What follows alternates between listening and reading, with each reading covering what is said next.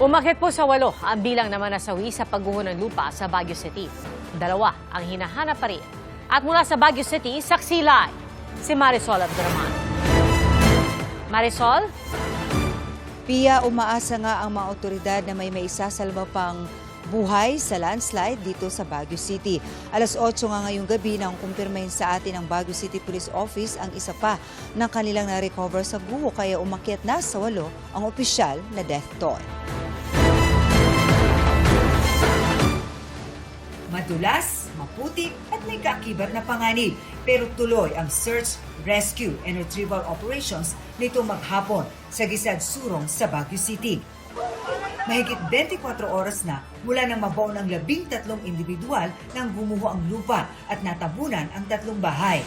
Alas 10 na ng umaga pero tuloy-tuloy pa rin ang isinasagawang search and rescue operation ng mga otoridad. Bukod sa hirap mismo ng paghuhukay, dagdag challenge nga sa mga rescuer itong ulan na patuloy pa rin nating nararanasan.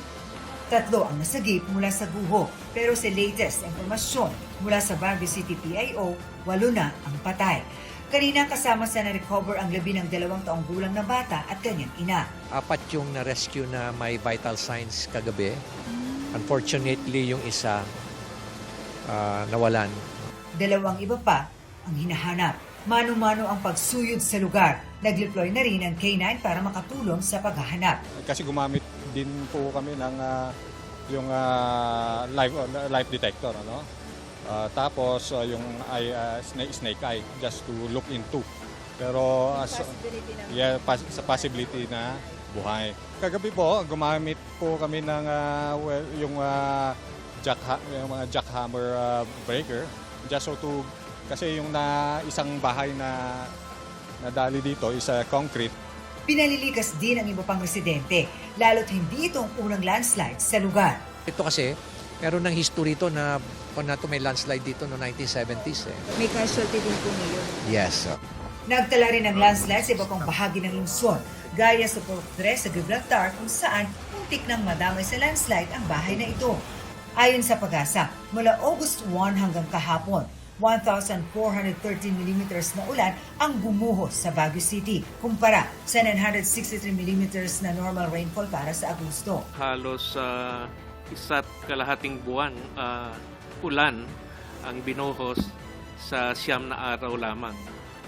Kasunod, ang Zambales at Pangasinan ay halos nakapagtala ng 1 buwang ding ulan.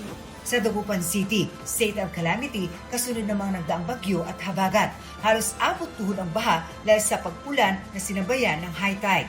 Ayon sa Office of Civil Defense Region 1, sa 65 flooded areas sa rehiyon, mahigit 50 ang nasa Pangasinan. Baha na sa amin. Oo, manalipungan na nga ako eh.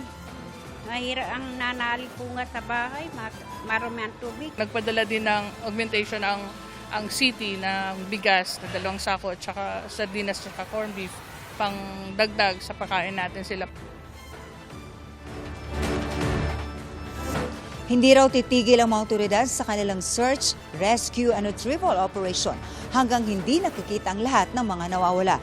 Ipinag-utos na ni Baguio City Mayor Benji Magalong na magkaroon ng persahang pagpapalikas sa mga nakatira sa mga landslide-prone area. Alam mo, Pia, buong araw pa rin naging malakas ang ulan na naranasan natin dito sa Baguio City. Although, sa mga oras na ito, ambon na lamang ang ating nararamdaman.